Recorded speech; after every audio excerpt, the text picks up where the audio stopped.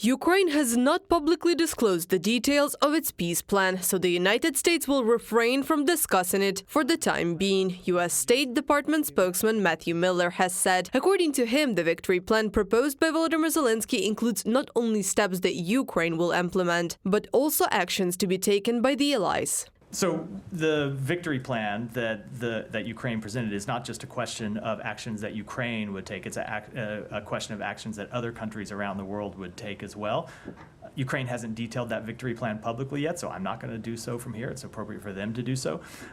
But we took that plan, we reviewed it, we saw a number of productive steps in it, we're going to engage with them about it. The Office of the President of Ukraine reported the plan of Ukraine's victory will be presented to Ukrainians, except for some details. This is the president's plan. Certainly, as he promised, after it's presented to the President of the United States and the partners, it will be presented to the Ukrainians. But some parts are very sensitive, and they will remain classified, since anything that becomes public is not only open to Ukrainians, but also to the enemy. Andriy Yermak, head of the Office of the President of Ukraine, on the air of the Ukrainian National Teleson. Earlier in Washington, Volodymyr Zelenskyy presented the main thesis of the Ukraine Victory Plan to the U.S. President, members of Congress, as well as candidates for United States presidency Kamala Harris and Donald Trump. According to Joe Biden, Washington is ready to provide Kyiv with two key advantages: to strengthen the Ukrainian armed forces with arms supplies and to support Ukraine on its way to a secure future. And I see two key pieces. First, right now, we have to strengthen Ukraine's position on the battlefield. This will strengthen Ukraine's position in future negotiations. Second, we look ahead to help Ukraine succeed in the long term.